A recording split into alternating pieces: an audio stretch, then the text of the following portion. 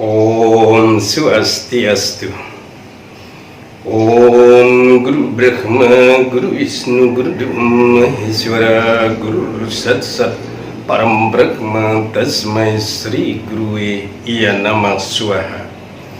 Semoga Brahman dalam manifestasinya sebagai Dewa Brahma, Dewa Wisnu dan Mahadewa berkenan melimpahkan anugerahnya kepada kita semua. Pemirsa yang terkasih, dalam kesempatan dan suasana yang penuh anugerah ini, saya kembali menyampaikan pesan Dharma dengan judul Ikuti Keteladanan Para Penegak Dharma. Pemirsa yang terkasih, dalam hal ini penekun atau penegak dharma menyerukan kepada sisyanya. Dia berkata, padamkanlah api kebodohan itu. Api kebodohan yang maksud di sini antara lain Sadripu, Sadatai, Saptatimera, dan banyak lagi yang lain, tetapi yang dikupas hari ini yaitu adalah kebodohan berupa kekerasan yang meliputi yaitu pemerkosaan, pembunuhan, perampokan, penodongan, penipuan, pemfitnahan. Ini semua masuk kategori kekerasan itu. Kenapa kita tidak boleh? Kenapa kita harus menghindari yaitu kekerasan semacam itu, kemarahan semacam itu?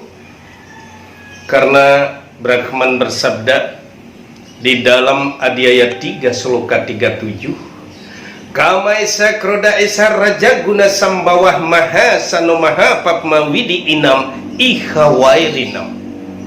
Nafsu amarah itu adalah merusak. Nafsu amarah itu adalah penuh dosa. Keduanya terdapat di bumi ini. Pemirsa yang budiman dimanapun berada, jadi ternyata kekerasan semacam itu didasari atas kemarahan.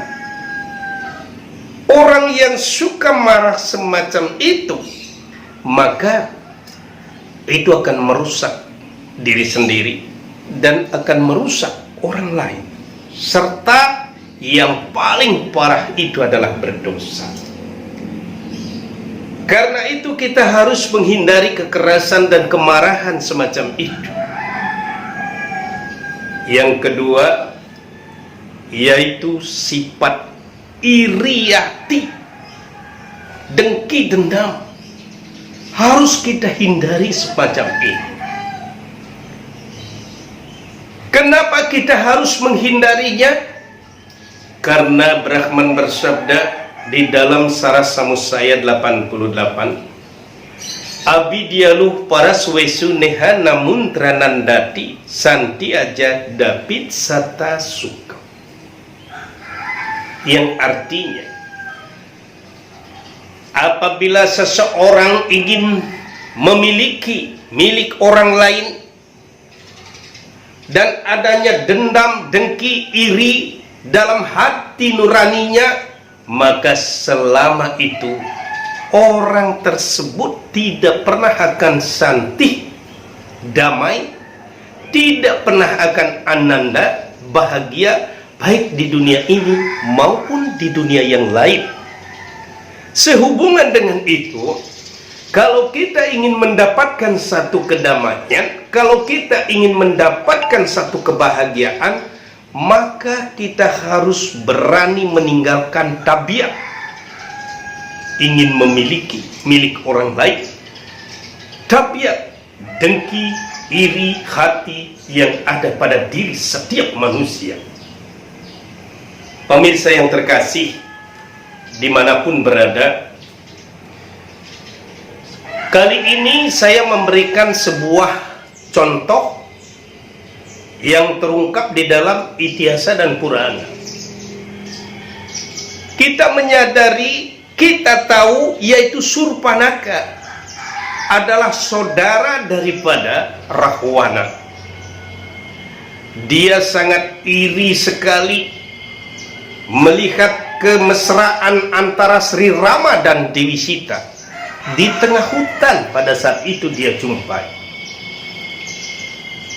Lagi pula dia sangat ingin memiliki Sri Rama. Maka pada saat itulah Surpanaka dengan kekuatan kesaktian kewisesan yang dia miliki itu menggunakan guna-guna dengan harapan Sri Rama tertarik kepadanya.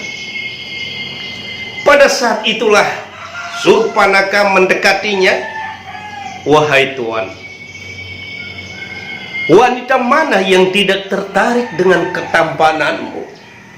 Aku sangat mencintaimu. Sudilah kau memakai aku sebagai istrimu. Pada saat itu Sri Rama berkata, wahai wanita, istriku masih ada Dewi Sita dan dia mendampingiku dengan penuh kesetiaan. Coba kau lihat, itu ada adikku Laksamana. Maka dia melirik Laksamana, juga melihat ketampanan Laksamana. Si Surpanaka ini tertarik. Maka dia mendekatinya, maka dia menjajakinya. Pada saat itulah dia mengungkapkan, yaitu jatuh cintanya kepada Laksamana. Tapi Laksamana pada saat itu dengan tegas, mantap, tanpa ragu dia mengatakan, wahai wanita, aku sudah memiliki istri. Istriku tinggal di kerajaan dan dia tidak ikut ke sini. Maka daripada itu, carilah orang yang belum memiliki istri. Tapi pada saat itu, rupanya Surpanaka tidak bisa mengendalikan rasa cintanya, sehingga dia mendekat mau memeluk, yaitu Laksamana. Tanpa sadar, pisau Laksamana, yaitu menompes hidungnya si Surpanaka. Akhirnya pada saat itu Surpanaka menyampaikan peristiwa itu, dan dia melakukan fitnah. Dia katakan kepada saudaranya, yaitu Rahwana, bahwa dia diperkosa oleh Rama dan Laksamana. Tapi di balik itu juga dia menyampaikan kepada Rahwana bahwa Sri Rama memiliki istri yang sangat cantik, yang tidak pantas dimiliki oleh Sri Rama. Yang pantas memiliki itu adalah Baginda Sri Rahwana. Maka daripada itu terjadilah satu pertempuran yang sangat dahsyat. Terjadilah kehancuran yang luar biasa yang mengorbankan nyawa manusia yang tidak berdosa. Jadi pemirsa yang terkasih, inilah sabda Tuhan tadi nyata menjadi satu kenyataan.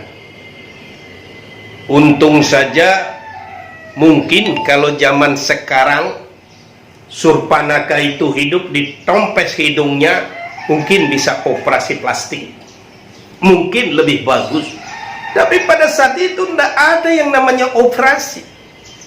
Yang jelas penderitaan sepanjang tahun yang dialami oleh Surpanaka dengan hidung topes. Itu akibatnya. Lagi pula sesuai dengan sabda Tuhan, yang dikemukakan selama hidup dia tidak pernah bahagia di dunia ini, bahkan dunia yang lain. Bagaimana bisa orang bahagia? Hidung semestinya, sewajarnya, tetapi ini ditompes oleh pisau yang dimiliki oleh Laksamana. Cacat karena hidungnya setengah hilang. Bagaimana bisa bahagia orang semacam itu? Lagi pula, karena sifat iri hati, dengki, ingin memisahkan Rama dengan Sita dan memfitnah, maka dia dosa besar sehingga penderitaan demi penderitaan dialaminya. Pemirsa yang terkasih dimanapun berada, kekeras, kebodohan, dengki, iri hati, ini adalah satu bentuk kebodohan yang harus kita padamkan.